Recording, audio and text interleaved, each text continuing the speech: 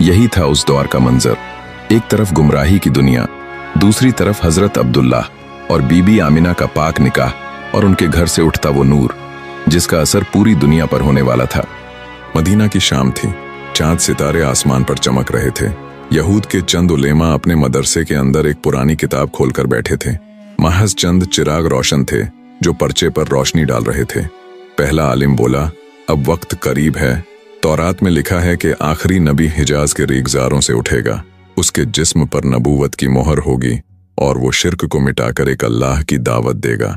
दूसरा आलिम किताब की तरफ इशारा करते हुए बोला, हाँ, और देखो यहाँ निशानी लिखी है कि उसका वतन मक्का होगा, लेकिन हिजरत करके वो यथरिब यानी मदीना में आएगा। हम इसीलिए तो यहाँ बसेरा किए बैठे हैं। मगर उसी वक्त एक और बुजुर्ग आलिम जिसका दिल सच्चाई की तरफ रागिब था, गहरी सांस लेकर बोला, मगर एक बात सोचो, अगर वो नबी आया और हम ही सबसे पहले उसका इनकार कर बैठे, क्या हम उन लोगों की तरह ना हो जाएंगे जो पहले नबी को झुठलाते आए? कुछ देर के लिए सब पर खामोशी छा गई। सिर्फ परचम की हल्की आवाज और हवा का झोंका सुनाई देता था। फिर पहला आलिम धीरे से बोला, निशानियां तो सब वाज़ेह हैं, उसकी शक्ल नूरानी होगी, उसका इखलाक सबसे आला होगा और वो सबसे बेहतरीन नसब से होगा। यहाँ तक कि उसका चेहरा देखकर ही इंसान कह देगा, ये झूठा हो ही नहीं सकता। दूसरा आलिम बोला, मैं उसके आने का इंतजार करूंगा और उस पर ईमान लाऊंगा, चाहे अपनी कौम से अलग ही क्यों ना हो जाऊं। बुजुर्ग आलिम की आंखें नम हो गईं। वो किताब की लकीरों को देखते हुए बोलने लगा, या अल्लाह, वो लम्हा करीब है, आखिरी नबी का नूर इस जमीन पर फैलने वाला है। और सब उलेमा उस रात देर तक बैठकर गुफ्तगू करते रहे, कभी खौफ के साए, कभी उम्मीद की झलक के साथ। मक्का की वो रातें जब आसमान पर सितारे झिलमिलाते और रेगिस्तान की खामोशी एक अजीब सुकून बिखेरती। इन्हीं दिनों में अब्दुल्लाह और बीबी आमिना का घराना अल्लाह की रहमत का मरकज बनने वाला था। हजरत अब्दुल्लाह सफरे शाम पर निकल चुके थे। घर में हजरत आमिना अपनी तन्हाइयों में अल्लाह को याद करती, मगर उनके दिल में एक अजीब सा सुकून भी उतरता जा रहा था। फिर वो घड़ी आई जब अल्लाह ताला ने अपनी कुदरत से सैयदा आमिना के पेट में नूर ए मुहम्मदी सल्लल्लाहु अलैहि वसल्लम दाखिल किया। ये नूर हजरत आदम अलैहिस्सलाम से लेकर एक एक नबी और सालेह इंसान की नस्ल से गुजरता हुआ अब बीबी आमिना तक पहुंचा था। तफसीरों में आता है कि ये वही नूर था जिसकी तलाश सारी इंसानियत को थी और अब वो अपने आखिरी मंजिल की तरफ बढ़ रहा था। जब ये नूर आमिना के पेट में आया तो उन्होंने फौरन महसूस किया कि उनकी हालत आम औरतों जैसी नहीं रही। उनके दिल में एक अजीब किस्म की ताजगी और दिलासापन था। वो कहती, जब से ये नूर मेरे पेट में आया तो मैंने ऐसा महसूस किया कि जैसे पूरी दुनिया नूर से भर गई है। रिवायतों में आता है कि बीबी आमिना ने अपने हालात बयान करते हुए फरमाया, जब नबी सल्लल्लाहु अलैहि वसल्लम मेरे पेट में आए तो मैंने एक नूर देखा जिससे सीरिया के बाजारों कसर बूसरा, जो शाम का एक मशहूर महल था, उस तक सब रोशन हो गया। ये कोई ख्वाब न था बल्कि हकीकत थी। उनका दिल कहता था कि मेरे जिस्म में जो मौजूद है वो कोई आम इंसान नहीं बल्कि अल्लाह का चुना हुआ है। उस वक्त हजरत आमिना को थकान या बोझ का एहसास न होता जैसा कि औरतें आम तौर पर महसूस करती हैं, बल्कि वो कहती कि मेरी हालत ऐसी है मानो कोई मुझ पर निगहबानी कर रहा है, मेरा बोझ हल्का कर दिया गया है। अल्लाह की तरफ से रहमतें उनके चारों तरफ मंडराती। फरिश्तों का जिक्र भी रिवायतों में मिलता है। हजरत आमिना ने बताया कि उन्हें ख्वाब में फरिश्ते नजर आते। वो उनसे कहते, आपको सबसे पाक इंसान की माँ बनने की खुशखबरी मुबारक हो। जो बच्चा आपके पेट में है वो सारी दुनिया का रहमत बनने वाला है, उनका नाम मोहम्मद रखना। बीबी आमिना कहती हैं, एक फरिश्ता उनके पास आया और कहने लगा, या सैयदा, आपके पेट में ऐसा नूर है जो इंसानों और जिन्नात दोनों का सरदार होगा। जब वो पैदा हो तो कहना, मैं उसे हर बुराई और शैतान से अल्लाह की पनाह में देती हूँ। बीबी आमिना ये सब सुनकर रो देती। खुशी के आंसुओं से चेहरा तर हो जाता। उनके दिल में एहसास होता कि उनका घराना अब सिर्फ उनका न रहेगा बल्कि सारी दुनिया का हो जाएगा। एक और अजीब मोजज़ा ये था कि उनके पेट में मौजूद नूर की वजह से बीबी आमिना को जो ख्वाब आते वो सब सच्चे साबित होते।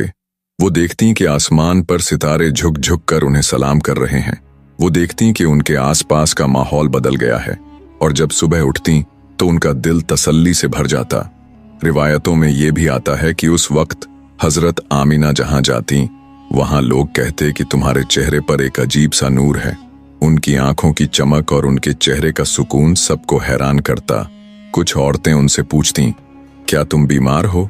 तुम्हारे चेहरे पर तो ऐसी रोशनियां हैं जो हमने कभी न देखी। आमिना मुस्कुरा देती, मगर अपने दिल में जानती थीं कि ये नूर उनके पेट की अमानत है। उन दिनों मक्का की औरतें अक्सर काबे में रखे बुतों के सामने जाती।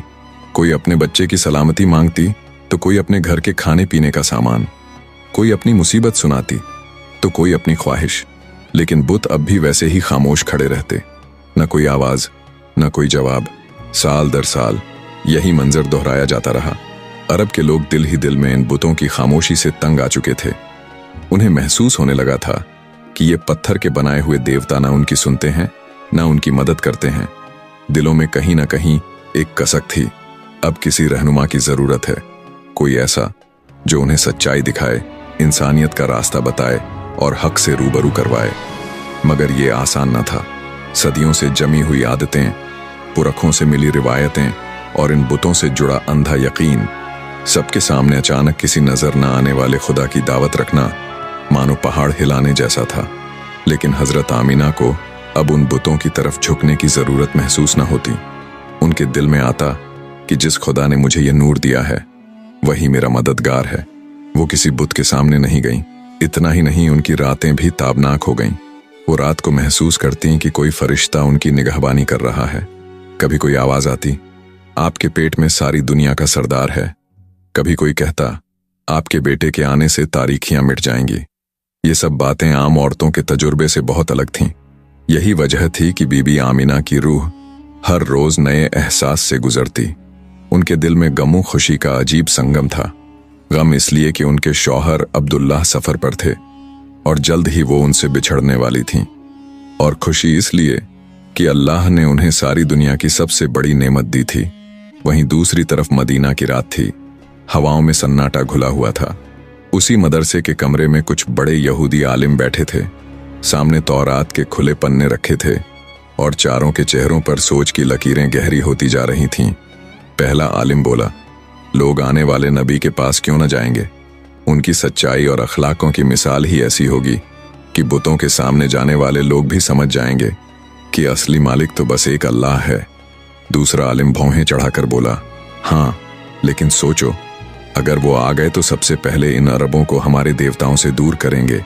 सदियों से जो हम अपनी बातें और अपनी किताबों से उन पर असर डालते आए हैं, वो सब कुछ खत्म हो जाएगा। बुजुर्ग आलिम ने कहा, यह तो हमारी किताबों में भी लिखा है कि जब वो आएगा तो बुत टूटेंगे, झूठे देवता मिटेंगे और लोग एक खुदा की तरफ लौटेंगे। अगर हमने उसका साथ न दिया तो हमारी हस्ती ही मिट जाएगी।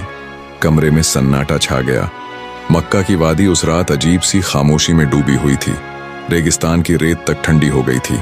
हवाएं जैसे थम गई थीं और आसमान के सितारे अपने अंदर एक नई रौनक समेटे हुए थे। कोई जान न पाया कि ये रात क्यों इतनी जुदा है, मगर सारी कायनात एक अनजाने इंतजार में डूबी हुई थी। उस घर में जहां हजरत आमिना ठहरी हुई थीं, एक अजीब सा नूर बिखरा हुआ था।